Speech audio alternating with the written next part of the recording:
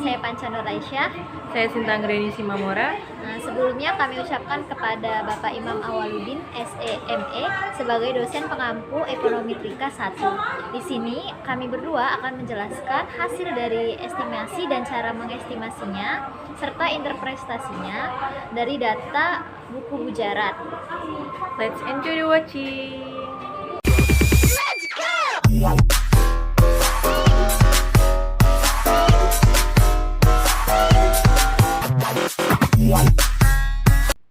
Untuk estimasi pertama adalah data 6.4. Ya, ini adalah data dari tabel 6.4 di buku Bujarat sebanyak 64, dan ini adalah data cross section. Kita pilih undate dan sebanyak 64. Klik OK. Kita klik quick dan empty group. Kita scroll ke atas dan kita kembali lagi kepada data pada Excel tadi. Kita copy semua datanya.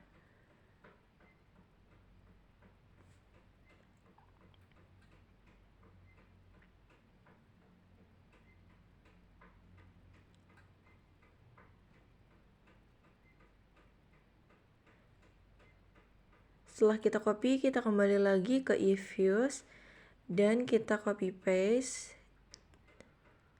Jika angkanya acak-acakan seperti ini, kita bisa mengcopy dan klik kanan, lalu ke display format dan significant digit.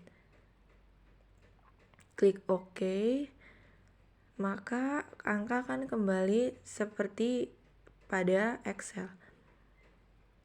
Lalu kita beri nama, karena ini adalah data 6.4, kita beri nama seperti itu. Oke, selanjutnya adalah copy object. Dan kita akan mengestimasi datanya. Yang pertama adalah linear.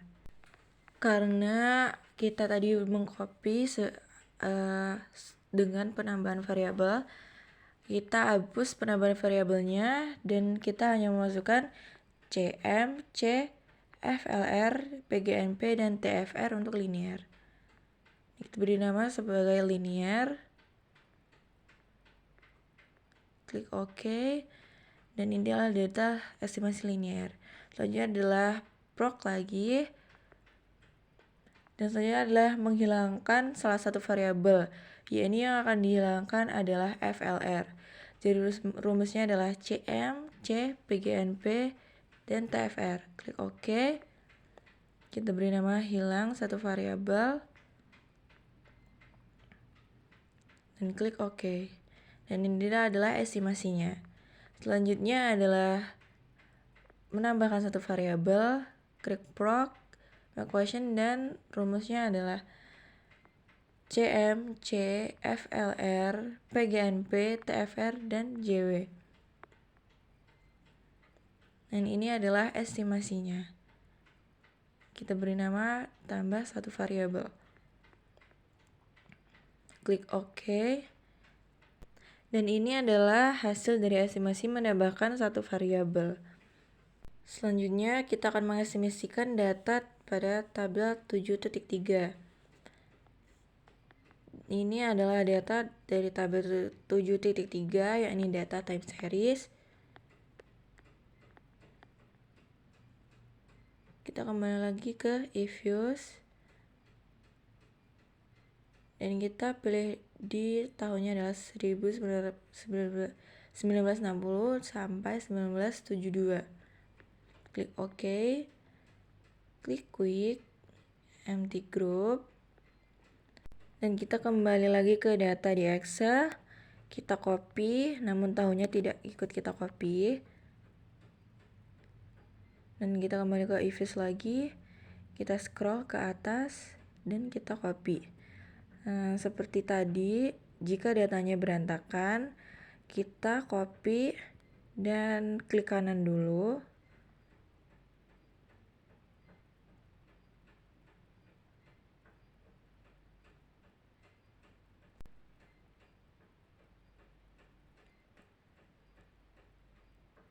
klik kanan adalah display format dan significant digit.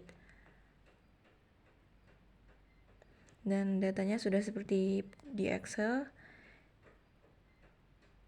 Kita beri nama dulu sebagai grup 7.3. Kita bisa copy objek. Selanjutnya kita akan mengestimasi data lin-lin dan log-log. Yang pertama adalah lin-lin. Rumus dari lin-lin adalah Y, C, X2, dan X3. Klik OK, dan ini adalah hasilnya. Kita beri nama sebagai lin-lin. Klik OK. Dan selanjutnya kita akan mengestimasikan data log-log. Ini break proc dan make question. Untuk data log-log adalah karena kita akan mengestimasikan log-log, jadi semua variabel akan kita logkan.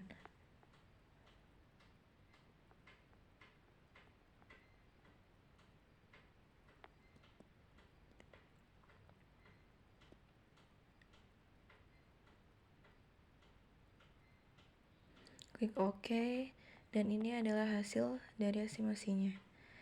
Bisa kita beri nama sebagai log-log. Klik OK.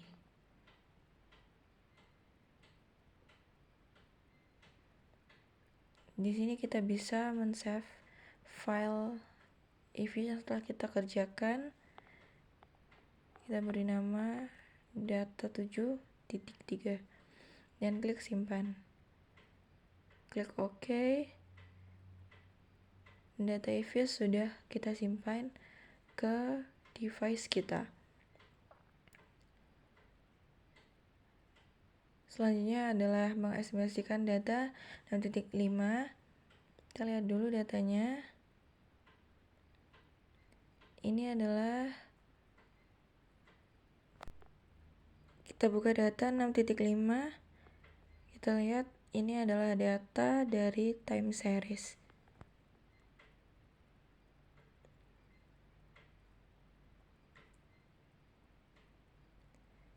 Kita scroll dan kembali ke views. Di sini bisa kita tulis dari tahun 1960. Untuk make sure kita bisa lihat lagi ya guys. Iya benar 1960. Kembali ke lagi sampai tahun 2006 dan kita klik OK. Kita klik quick empty group dan kita scroll ke atas. Kita kembali lagi ke data 6.5 untuk mengcopy datanya. Kita copy dan kembali lagi ke if-views. Kita copy paste di sini. Nah, jika berantakan lagi seperti ini datanya, kita bisa mengcopy lalu klik kanan.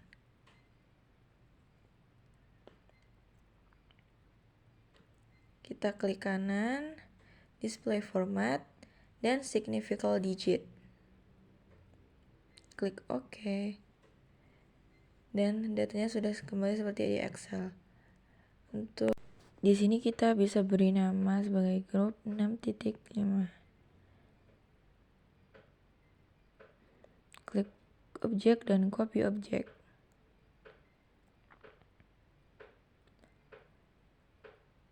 Dan selanjutnya kita akan mengestimasikan data lin-log. Di sini bisa kita ubah infrared C log unread. Kita klik OK dan ini adalah estimasi dari lin-log. Bisa kita beri nama sebagai lin-log.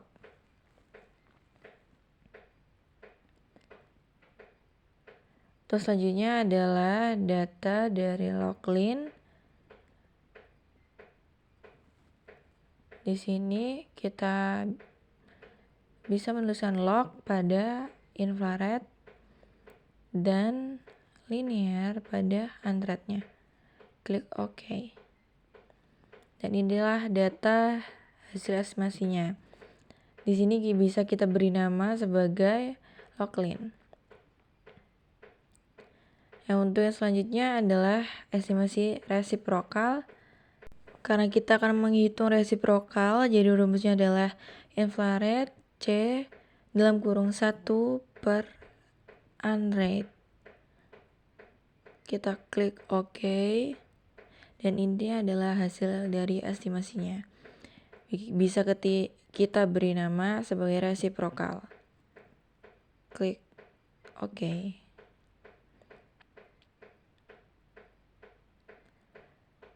Dan di sini kita bisa langsung menyimpan filenya. Kita bisa simpan sebagai data dari 6.5. Klik simpan dan OK. Dan data kan sudah tersimpan ke device kita.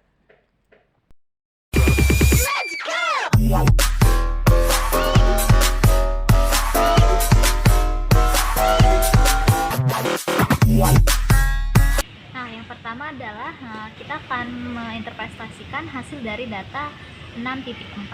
Nah, data ini yang pertama itu ada model linear yang dimana variabelnya itu terdiri dari CM, FLR, PGNP, dan TFR.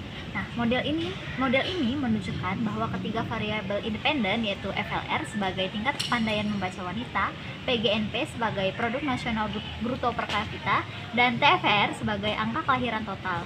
Ini memiliki pengaruh yang signifikan terhadap angka kematian balita atau CM. Koefisien FLR ini bernilai minus 1,768 dan signifikan, yang berarti semakin tinggi tingkat literasi perempuan, semakin rendah angka kematian balita juga. PGNP juga berpengaruh negatif dan signifikan, menunjukkan bahwa peningkatan pendapatan per kapita cenderung menurunkan CM atau tingkat kematian balita.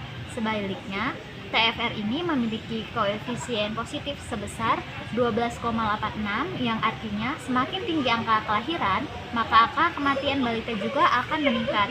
Dengan nilai R² sebesar 0,74, model ini mampu menjelaskan sekitar 74,74% variasi dalam CM yang mencerminkan kekuatan model yang baik secara statistik. Lalu yang hasil dari pengujian kedua dengan menghilangkan satu variabel yaitu variabel FLR.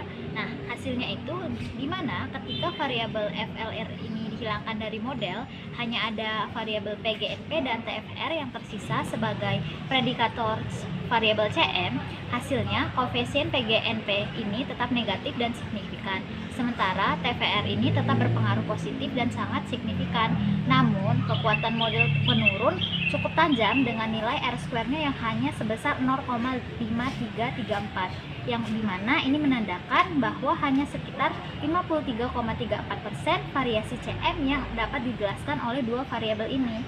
Hal ini menunjukkan bahwa FLR adalah variabel yang sangat penting dalam menjelaskan tingkat kematian balita, dan tanpa FLR, akurasi serta kekuatan model menjadi jauh lebih rendah. Lalu pengujian yang ketiga dari data 6.4 ini adalah dengan menambahkan variabel baru yaitu variabel JW, yaitu jumlah wisatawan, di mana model ini merupakan pengembangan dari model awal dengan menambahkan variabel JW sebagai predikator tambahan.